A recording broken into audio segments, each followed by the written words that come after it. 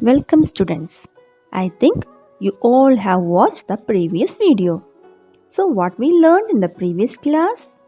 Yes, it was about rocks. And we also learned that rocks undergo various changes with time. Today we are going to learn how those changes occur. Look here. What is in my hand? Yes, it's stone. I have taken two big stones. Consider these as big rocks and observe carefully.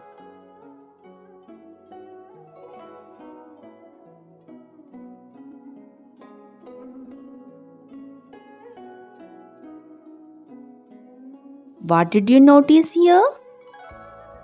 Yes, the rocks are breaking into smaller pieces like sand. Do you know what we term such disintegration and decomposition of rocks? Very good. It's called weathering. So what is weathering? In simple words, we can say that weathering is the breaking of rocks into smaller pieces. Weathering. Weathering happens over time. It's a process. Weathering can break a large rock into small rocks.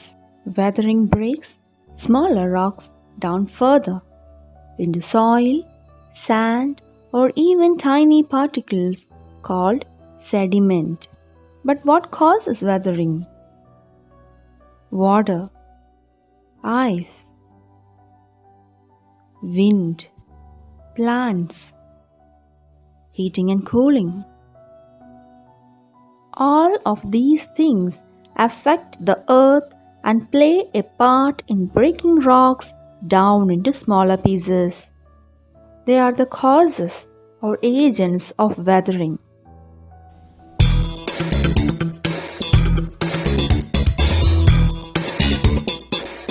Water. Some of these agents can cause change physically, that is, just by the force of contacting the rock. Water, in all its form, is a most powerful agent. The physical force of water and ice can break rocks and wear away their surfaces. When water freezes in cracks in rocks, it expands. It gets bigger. The force of expanding water is so great, it can actually split rock apart. The freezing action of water can expand the cracks in rocks and can break them up. The flowing action of water can weather rocks too. It slowly wears the surface of rocks away. When water flows over rocks, it not only causes a physical change, it can cause a change inside the rock to the different materials that make up the rock. This is called a chemical change. Let's see what water with a little vinegar, a weak acid from plants, can do to this soft rock called soapstone.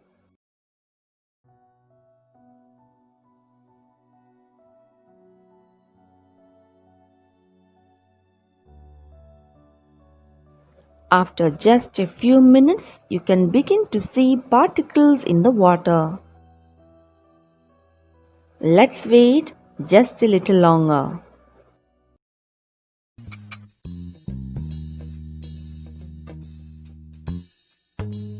Now look, parts of this soft rock have dissolved.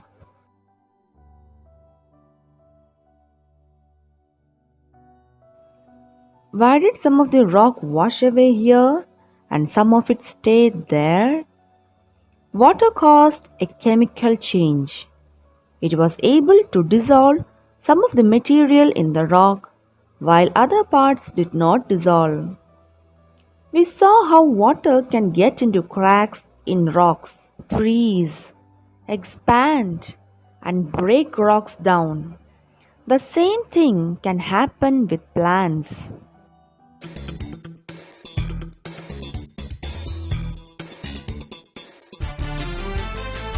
Plants can grow in cracks in rocks. As the plants grow, the roots of the plant grow too, making the crack bigger and bigger until it breaks.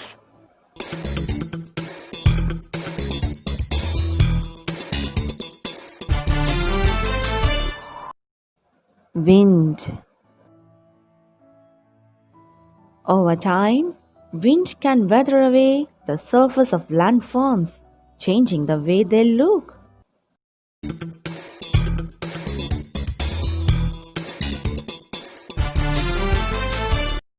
Temperature. Some of the materials in the rocks are expanding quickly with the heat. Other material in the same rock are expanding slowly. When the sun goes down, they all contract or get smaller at different speeds too. This expansion and contraction is all smaller than we can see with our eyes, but over time it is enough to slowly break the rock down. So temperature changes can also cause weathering. Now, let's have a look on the different types of weathering once again. Physical or mechanical weathering. The expansion and contraction of minerals due to the variations in temperature results in weathering. Disintegration also occurs due to the freezing of water in the fissures of rocks.